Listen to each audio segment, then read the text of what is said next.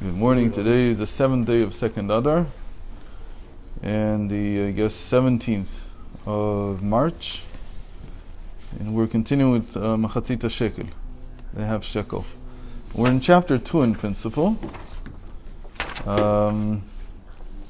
What we saw last time that we were in chapter 2. So let me just find where we are here with all these pages. Second.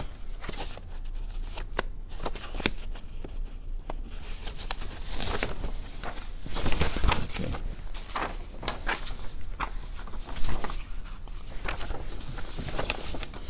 Right. So we saw the beginning of this idea that I don't think that I explained well enough about the scales.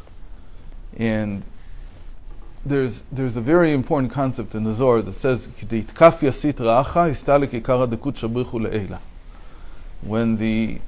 sitra achra, when the other side is in iskafia, meaning you push it down, then the glory of Hashem rises up. And before I saw this here, I didn't realize that it's talking about scales. That the best example for that, the best analogy for that, and really that's apparently what it's talking about, and you have to think about it that way, is that when you have scales and they're equally balanced, both pans are equally balanced, and you push down on one, the other one goes up. Seder. But to connect it with scales, that I never did. And it's not really understood. Why is it that when I push something down, why would something go up? But the moment you think about it as scales, then it becomes perfectly clear. That's the analogy. And the moment that I thought about that, like my whole countenance changed, because I suddenly had something that was, like we said, you have to bring some kind of analogy from science, from the world, from nature. And so this is the perfect analogy, that you push something down on one side and the other thing rises up on the other. So this begins to explain why when you put weight, you take a HaShekel and you put it somewhere and it's forcing its weight down, then it's causing some kind of elevation above, on the other side. And that's actually one way of thinking of it, that when you say sitra acha, you say the other side. What are the other side of what? We usually say ze lumat ze bara Elokim, that God created one thing opposite the other. So, but where do you have this? You have this in scales. That you have one thing opposite the other. So I think it's a very, very powerful parable, and that's what he's trying to get across to us here. I'm looking at chapter 2. I'm starting chapter 2 from the beginning now. So the reason it's called a shekel, because shekel in Hebrew is the root of what we call the scales, mishkolet, or a weight that you use on the scales. And again, this is talking about scales that are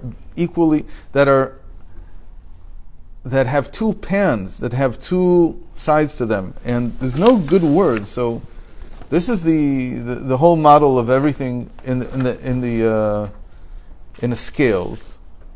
And I think that the top, called a gag, which is like where you connect the scales to, these are scales that are hanging from something. So they're free scales. They're not just from a bar. So it's not exactly from a bar, because it's from the, he says here, from the from the roof. It's like from somewhere in your shop, you connect it to the ceiling. Gag here is like a ceiling. So the closest thing that I could come was gallows. That's called a gallows. Wow. I have to look that up. So that's just, I spent like half an hour on the internet trying to find a picture of a scales, like a free weight scales, that had all the parts named. And either it doesn't exist or it never existed. I don't know. But this wealth of words, I've never seen something like this. Usually, if you read, the person to ask would be Umberto Eco. If you ever read any of his books, he's Umberto Eco. He's a Italian philologist, A philologist is a person who loves words, basically. And they do all kinds of work. And he was also a writer. He also wrote novels. He wrote The Name of the Rose and a number of the Island of the Day Before Yesterday or something like that. The Day Before Tomorrow or something like that. All kinds of very, very complex novels. And he knows more English than I think the Oxford English Dictionary. It's crazy. But Like it's the a amount. Spaniard, you say. He's an Italian. Italian. No, but he knows English, like, Yes, of course, and yeah. they don't lack any words in Italian either. They have just about as much, and you have to remember that all of industry started there, like pretty much, Venice and everything that happened in Renaissance. They were building all these very, very complex things, and they had words for everything. So they had scales, and I'm sure that they had words for every single little nick and cranny there, like every single thing. But he describes something on a ship to you, and you hear 70 words you've never heard. And these are all little pieces of, let's say, the steering wheel. It's crazy stuff. Like, everything has a name. Like, when you actually build it, and you have to talk to people, and you have to have a worker, so you can't say, bring me that thingamajig that looks like... There's a name for it. So I'm sure that scales have all these names, but I wasn't able to find it. So you need someone who really has ancient books and has it. So then he has that the soul, the psyche of the scales, is some part in the middle, and then there's a tongue. The tongue is like they have this thing that looks like a triangle that goes on apart from the bar. There's like a semicircle that's put there, and there's a tongue that goes back and forth, and then you need to get the tongue in the middle, right? That's when you know that it's equally weighted. And then there's a kaneh, there's a bar, what you call the bar. Then that's the bar. So the tongue goes on the bar. So, and then he calls them ears. And I looked for the equivalent word. What is the part? What is the name of the part where the pan somehow is connected to the bar? Like, what do you call that? There's a name for it. And I found something, but I don't remember what it was, and I didn't write it down here. I wrote it inside of my book. And then you have the two pans, which are not called pans in Hebrew. They're called hands. And it's sort of like this. This is the motion you have. So they're two, instead of pans or something else, they're two hands. And then you have this thing, I couldn't find it all. The foot of the hand. Kaf regel yamin. There's a foot to it. And I don't know what the purpose of the foot is, but I'm guessing that what it does is, it's like a little piece on the bottom that's supposed to keep it from banging into the, maybe into the...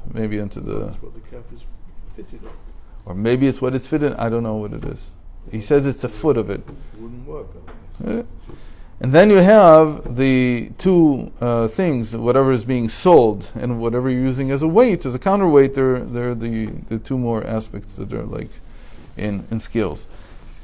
So this thing of an ear was the one that troubled me the most, like a right ear and a left ear. In any case, so this is the scales. שלפי ערך כובד המשקל שבכף אחד הוא מכריע כנגדו בכף השנייה. That the weightier it is on one side, the more it pushes up the other side. וכשיכבד יותר המשקל שבכף הראשון, כל כמות שיכבד ביותר, עד שירד למטה, כך לנגד שיעור זה ממש, יוגבה כף השנייה למעלה. So again, it's proportional. The more this goes down, the more that goes up. וכמו כן, הדרך משל קודש העליון הנ"ל. Likewise, this supernal holiness נשקל בכף מאזני החוכמה, ומחציתו הימני יורד בבחינת המשכה מלמעלה למטה, להוסיף אורות באצילות, על ידי מעשה המצוות כנ"ל. So he says, the whole system above, the whole supernal holiness above is like a scales. And he says, how does it work? That there's like a scales in heaven, or something like that, and it's the weight of a person's actions on one side that cause, and these are the Maaseh mitzvot, the commandments that he fulfills, and then it causes עלייה והסתלקות שיתעלה ויתרומם למעלה כשאחרינו הכף הימני. And then it causes an elevation on the left side. So the right side is my actions, and the left side is the elevation of godliness. That's what he's saying. במשל, כי לפי ערך ההמשכה שמתחילה, כך הוא שיעור העלאה הבא מכוחו. So he says, what are these actions? So these actions are either things that I do, or they're what he calls here, what I draw down.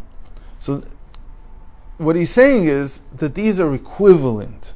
I didn't get this until, I never thought about it that way. That what you call drawing down of light, we say we draw down light. What is that? What in the world is that in the end? Like what I sit here and I think light's coming down. He says no, it has to be an action. That's what I understand here. That this thing that the Kabbalists used, which is called drawing down light, is an equivalent form of saying that I weighted down the scales with my actions. So drawing down light is always an active thing that I do. It's not some kind of Cause and effect? In other words... It's a cause and effect, Yeah. but it's here. The effect is the elevation of the other side, not the drawing down. It's not that if I do a mitzvah, I'm drawing down. Oh, no. They're equivalent. If I do a mitzvah, I am drawing down. It's the same thing. It's just two different ways of describing the same act. And that solves the question of what is this drawing down? I never knew what this drawing down is. I mean, I'm sure everybody thinks, it has something to do with what we do. But here it's saying it's the same thing, it's equivalent. Again, I'll read the sentence. כי לפי ערך ההמשכה שמתחילה, כך הוא שיעור העלאה הבא מכוחו אחר כך. So he says in two different sentences. One he says that מעשה המצוות, the act of the commandment that I do, and the other says the drawing down that I do. They're the same thing. אחר כך, כי המד הבא לעורר המן, הרי המן שאחר כך הוא כפי ערך המד שנמשך מתחילה. And there's another equivalent language that is used. And the third equivalent language is we call this masculine waters and feminine waters. So the masculine waters are the waters that are coming down. That's pushing this side of the scales down. Either, again, which I can call doing a mitzvah, drawing down light, or creating masculine waters that are coming down. And that's interesting. Why is that interesting? Because I would have thought that feminine waters is my action. Because that's how I always understood it. Because feminine waters are my awakening. So why is my awakening not my actions? That's what it should have been. He says, no, the feminine waters are what is happening as a result of my actions. Meaning it's not an awakening like some kind of, that's why he's pictured here. It's not some awakening that, it's not the action that's called the awakening. The actioning is masculine waters. This is a different picture than what I at least pictured all the time. I pictured that my doing something was feminine waters, but that doesn't make very much sense. Why doesn't it make sense? Because when I'm doing something, it's not, I'm coming into the world. I'm entering into the world. I'm doing something in the world. Feminine waters is like an elevation. It's like coming out of the world. So I always thought it was just an awakening inside the action. But no, he says here that the feminine waters are the result of the masculine waters. So this needs a lot of review, like exactly what this means. So now he wants to explain it better. So this was like an introduction. This paragraph that we just read is like an introduction to the whole theory of spirituality. It's basically, if you use the scales as your model, then you have to understand what each action that you do there is actually called in the spiritual world. To understand this properly, to understand this well, למעלה, how it is above. יובן על פי מה שכתוב הרעיה מהמנה, מן מחצית השקל.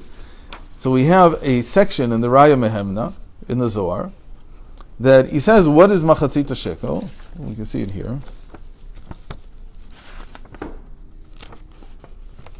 If you want to see it. So it's the first one. Pikuda liten Machatzit HaShekel b'shekel HaKodesh. There's a mitzvah to give a half a shekel in the coin called a shekel. Man Machatzit HaShekel. What is a half a shekel? Iu kegon chatzi ahin. This is like half a hin. A hin was in last week's parsha, the week before, because that's the whole amount of oil with which the anointing oil was made was a hin, 12 logs. So how do you get 12? How do you do 12? So it says v'dav vav, memutza ben shnei hahin. So he says hin is also the letter hey, but you can also say it's the vav that's between two hays. Where do you have a vav that's between two hays? That's in God's name, Yud Kei Vav Kei, right? So you have a hey from here, and the vav in the middle. Avna lemishkal ba'da yud, 20 gera shekel. Da yud. And the stone with which you weigh is the yud. And why the yud? Because it's 20 gera, because it's 20 gera in a shekel, and that's yud when you write it in full. So I think we saw most of this. Yud vav daled. So let's see how he figures it here. Man Machatzit HaShekel, avna lemishkal ba. So it's a stone with which you weigh. Now when we say weigh in Hebrew, it's not like in English. In English it's better. When you say weigh something in Hebrew, lishkol mashu, you understand that you're weighing it in relative to something else. When you say I'm weighing something down, it doesn't have to be that it's in relation to, it's not a comparison to something else. You're just weighing it down, like you weigh down a hot air balloon. You just weigh it down. So when you weigh something, that's what he's saying here, that's the weight that you're putting on the scales. So it's a stone that you're using to weigh, to push things down. Da yud 20 gera shekel, da yud שהשקל השלם 20 גרה הוא, יוד במילואו, ומחציתו יוד פשוטה, וזהו שיתנו להיות מזה תרומה להשם. Okay, so this is what they need to give, because this is what weighs down. This is the weight. This is the thing that you're giving. 20 gera shekel, you're giving 1 yud. Because again, yud vav daled is equal to 20. And so they're either giving the yud or the vav daled, it doesn't matter, I'm giving 10. And now he says, ki vav hu akol, v'dalet hu adibur. So now, in the yud vav daled, the vav and daled, they are kol v'dibur. Sound or voice and speech, which are not the same thing. The sound and the voice are obviously the source of the speech. This is one of the many parables. Like if we would have finished with I wanted to say at the end that there were many more parables that are very basic that are used in Chasidus when we're learning the mystical whatever in Rabbi Shochet's book.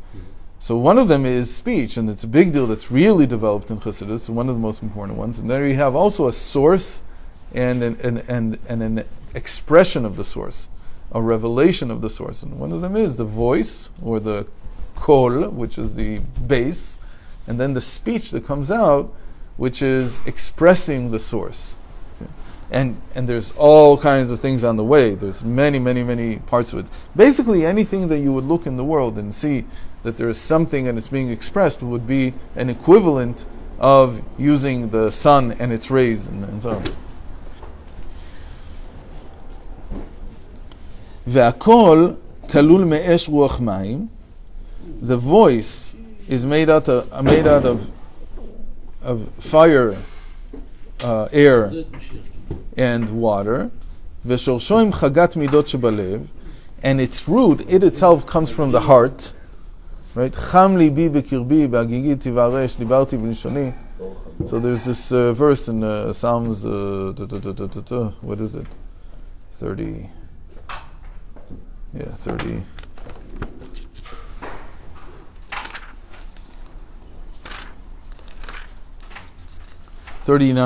Psalms 39, in verse 4. Cham libi bekirbi, my heart is warm inside of me, and when I begin to overflow, there's fire, and out of that, dibarti bilshoni, my words come out. So there's this whole idea that speech comes from the heart, and the heart is the three emotive sfirot, chesed, gvur, and tiferet. So we'll continue tomorrow, and we'll see how this develops.